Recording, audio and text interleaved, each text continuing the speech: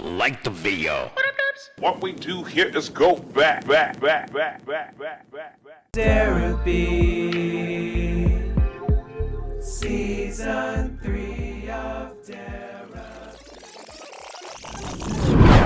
So a couple of days ago, I was standing on 12 South, which is a street in Nashville, and I'm right near the Islamic Center, right across the street from this small women's boutique called Finley's. My job, in case you didn't know, is a face-to-face fundraiser. And oftentimes I'm getting people's attention, I'm dancing around, I'm flagging people down.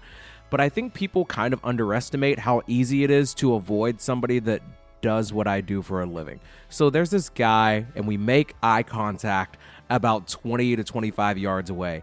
And before I can even say anything, he takes out his phone and he just full on fakes a phone call. And I mean, it's terrible. Like, it doesn't sound like any conversation I've ever heard anybody have ever. It just sounds like somebody he sounds like an NPC. Okay, this is basically what happens. Oh, hello? Hello? Hi. Hey, where are you? I'm on 12 South. And the entire time, he's having this fake conversation, and I know what you're thinking. Derek, how are you 100% confident that this guy is faking a phone call?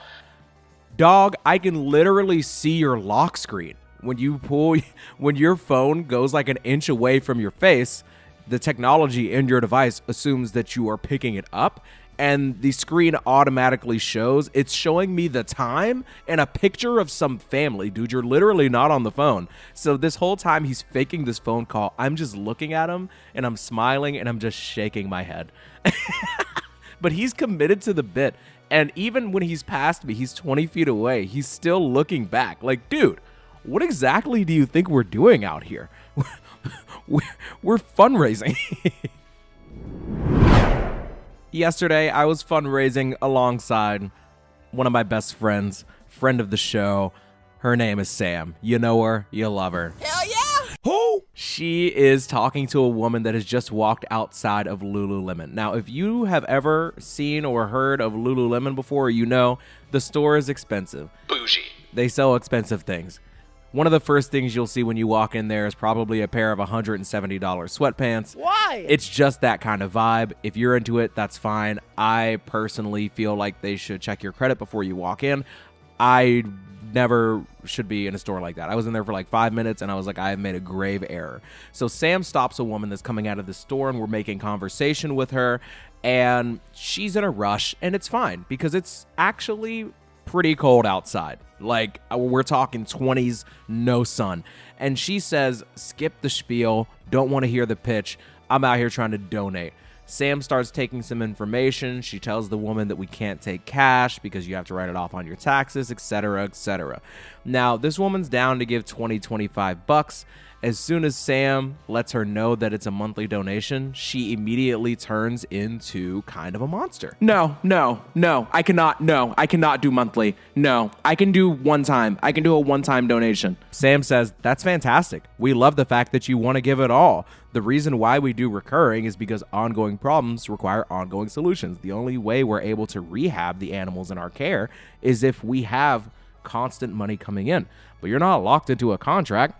You can lower the payment at a future time, or you can separate whenever you want. Our job is just to get you involved. No. I would never do that. I could never do this. No, I will not sign up for a monthly subscription. And, you know, maybe a couple months ago, we would have been like, why is this lady snapping right now? She just dropped a bag on some random Lululemon nonsense. And now we're out here asking her to donate $25 and maybe consider donating $25 again next month. And she's acting like we're trying to steal her firstborn child. We don't want him. But honestly, in situations like that, Sam and I, we usually just look at each other and just laugh and say, wow, that woman was tripping. The weird thing about what we ask people to do is you really learn a lot about not just yourself, but also the mindset of most human beings.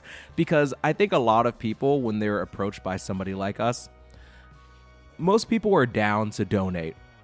Some people don't want to donate the amount that we're asking. And some people are completely fine with the amount that we're asking, but the idea of them doing the same kind thing like a month from now is absurd to them. They're like, just because I have $25 right now does not mean I'm going to have $25 to spare a month from now. and look, man, you're allowed to do whatever you want with your money, but I kind of wish that some people would be more honest about the situation. Like this woman, even though it seemed like she was kind of snapping, and by kind of snapping, I mean she was absolutely snapping, I actually respect the honesty. She's like, nah, dude, I was just trying to do one good deed today.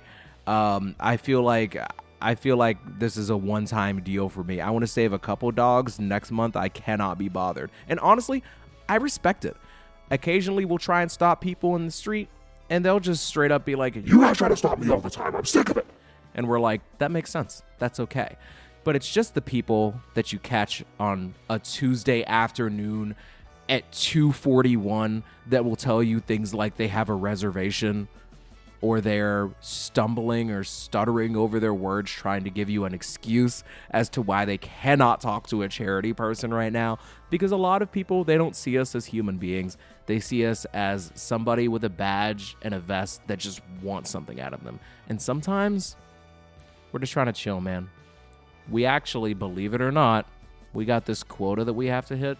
And sometimes, boss, if you're listening to this, close your ears. After we hit that quota, we aren't necessarily going to the greatest lengths to bother every living human and continuing to ask them for money. Sometimes we just want to ask them what they think about the new Lil Nas X song. What happened to that guy? Or if they still call it Twitter even though Elon changed it to X. Or if they have an opinion about the prices in Lululemon. Or where they're from, why they're in Nashville, why are they wearing Let's Go Girl shirts when everybody does that. Sometimes we just want to have a normal conversation, but some people, they see people that work for charity and it basically ruins their day because we're trying to be nice to them and start up a conversation. So I want to tell you guys about one more thing that happened, and you guys be the judge of if I handled this situation properly. Spoiler alert, I don't actually really care that much. It's already done, and I think it was funny, but here's basically what happened. So, we are outside of the Music City Center in good old Nashville, Tennessee.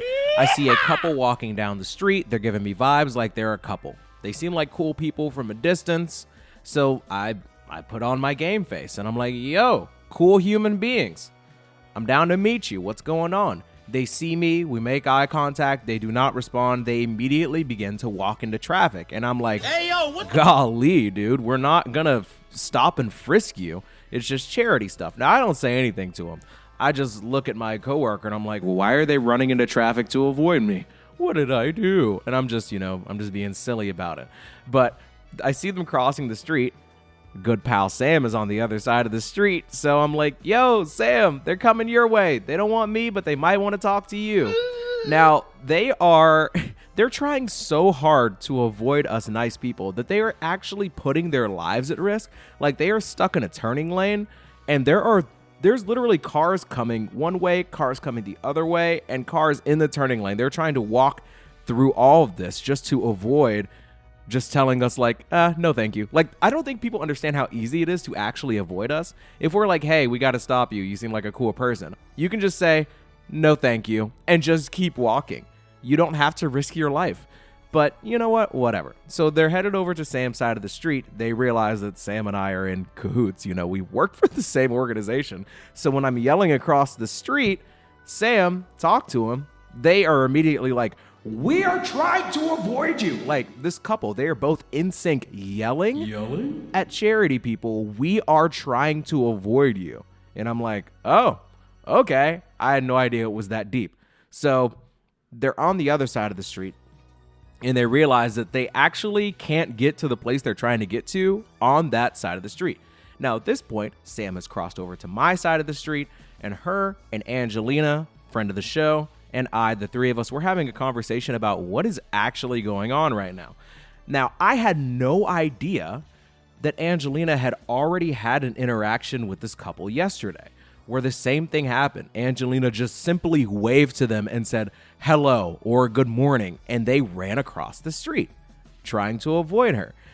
Now, so I come in the next day like, yo, cool humans. Yo, cool humans. Come hang. Come hang. Not knowing that they have been actively avoiding us. Yikes. For days now. Days. And as Angelina is telling me this, Sam is laughing. I'm laughing because I'm like, oh man, I did not realize how bothersome I was being by yelling at Sam, telling her that these people are coming when they've been trying to avoid us for days. At this point, it's like a funny little thing that happened, but I'm letting it go.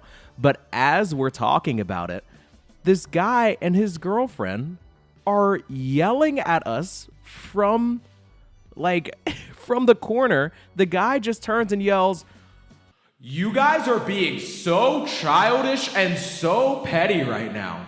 And he thinks he's doing something. As our newest member of our team, Destiny, would say, they think they ate. And it's crazy because we're not the ones being wild right now. We are simply fundraising for a charity that helps animals, and our job is to get as many people involved as possible so that we can rescue, rehab, and rehome animals that are victims of abuse.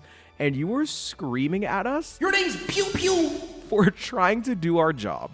So eventually, this couple, they cross the street together. It is not their turn to cross, but they cannot stand to be on the same side of the street as these godforsaken charity workers anymore. And there are other people that are still waiting their turn to cross and don't feel like risking their lives to avoid us. And they're like, what's up with these people? And we're like, we tried to talk to them yesterday. Our boy Derek here didn't know, and he tried to stop them again today. And frankly, they're just super pissed about it. They don't want to talk dogs, I guess. I don't know. It's just, I know this is supposed to be like a completely different thing, but whatever. We're on our season 1 Derapy vibes. I'm just rambling here. One thing that I find fascinating is that there are actually people in this world, on this beautiful blue and green planet of ours, that are kind of jerks. And it's like one thing to be kind of a jerk, but it's another thing to be completely unaware of it. So this guy that's yelling at the charity people saying that we're being childish and petty, he has no idea that he's in the wrong, and his girlfriend has no idea that they're in the wrong. Usually when we're talking to a couple of people on the street, there's usually just one person that's being icky, and oftentimes the other people with them or their partner will literally be apologizing on that other person's behalf. Oh, they're having a bad day. Oh, they're just cold. Oh, she's upset because we're in a rush. Oh, he's trying to get to a thing. But these two humans are perfectly in sync and feel like it's perfectly appropriate to be chastising people that work for a nonprofit organization. And I just think it's phenomenal that they don't understand that they're kind of being dicks. So yeah, I say all that to say people are mean sometimes. People are hollering at us. Sometimes people just look straight through us, completely ignore us. I'm actually totally fine with that. But some people go out of their way to be a little cruel sometimes. And honestly, I've just decided to take it in stride and just simply laugh about everything. And I think that's how everybody should take pretty much everything. If somebody isn't doing something that is causing you like personal harm, like these people that are yelling at us, calling us childish and petty, they don't know our names. They don't know where we're from. They clearly don't know what we're doing for work. They're just being lame. And they're going to have to deal with that themselves on their own time. Frankly, that seems like an awful relationship to be in, and I do not envy them. But I just think it's important that everybody try and be self-aware about what they're doing, how they're behaving, how they're reacting, because you have no idea how much control you have over your life. You know, a different type of person would allow somebody to yell at them, calling them childish and petty, and they might say things back to them that are rude. They might go low, as I think, was it Michelle Obama or Hillary Clinton? One of them said that, when they go low, we go high, or something like that. What I did was simply start pitching them on the charity, knowing that they absolutely hated us. So right after being yelled at that we were being childish and petty, I immediately go into, Oh, fantastic news. I thought you were trying to avoid us earlier, but it actually turns out you are interested. So here's basically what we're doing. We're a national nonprofit. We're fighting against animal cruelty, which is obviously incredible. And basically, we're looking for wonderful people like you who care about animals to do what's called our Guardian program. It's basically pitching in $25 a month. And I know that sounds like a lot. It's actually around 83 cents a day. And we're basically trying to stop things like puppy mills, dog fighting, intense hoarding situations. And we are actually looking for magnificent human beings just like yourself. now some people would call that very passive aggressive, completely uncalled for, and petty. I would call it just having fun. Pew pew more. Please tell me more. Thank you all so much for tapping into this throwback session of Derapy. It was actually recorded in January of 2024. How far we've come. Thank you all so much for 35,000 subscribers. If you're hearing this on Wednesday, May 7th of 2025, I regret to inform you that after working nonstop almost every single day since I lost my job in December, I'm going to be taking an actual break starting tomorrow through May 13th. Shout out to my patrons, the big derps, my members, my biggest derps. This sounds so funny. My sponsors, Al Sopery, Darko Bloom, Ethan Arbuckle, Just Hacking Training, Johnny Car Wash. Thank you all for supporting the show. And biggest thank you to my wife. The past month has been the hardest since I started doing YouTube full time. And without you, I would not have handled it nearly as well. So yeah, love you, mean it the most. And for the rest of you all, Like the video. spread the bread, enjoy the outro. See you in a week. Yeah. I'm the hardest worker I know. Putting all this work, not knowing if I'm ever gonna blow. Getting redundant, I know. Talking about grinding, man, we get it. Keep working, it'll show. I got a friend named Kenzie, and I love her, but she called it a hobby. That did the opposite to stop me. 5'6", but Derapy still will grow. Babe said take a day off. I say no way. Never come off the clock. Not throwing away my shot. Won't get blocked. On the way to the top. Gotta take it up a notch. Turn my mic up. Chiller, you get popped. No time to talk shop. I got things to do. I'm on the go. Man, I gotta take it slow. Begging me to switch the flow. I've been putting hours in. I'm a nerd about the show. You've been slacking and it shows. I'm obsessed, not too ashamed. I'm the master of this game. Y'all are dragging, I am slaying. I'm just saying I'm going in. No, I'm not tiptoeing in. Closer than I ever thought I'd be, and I'm not blowing it. 7 months and 90 episodes I did for free. All produced by Derek B. Done with all that charity. It's season. You really thought we were finished? We're not going anywhere. We're just getting started, baby. It's season 3 of Derapy. Let's go. Yeah. 11 years old, getting bullied about the glasses. I used to be afraid to get caught lacking between the classes. And in high school, I was trying to impress the girls and they were laughing. But you gotta remember who's laughing with you and who's laughing. Wait, talking about being popular back in grade school, that's lame as hell. If I ever do it again, then I swear to God, just kick my tail. I should not be swearing. My mom's a God-fearing woman and I fear the man upstairs too, but he's cool with what I've been cooking. And of course, yeah, it's all up in the name of him. Not blaming him for nothing in my childhood, cause nowadays I got no real complaints and I've been smiling good. Never had to worry about the struggle of coming up out the hood, cause now I just gotta be the man that promised Spice. I said I would.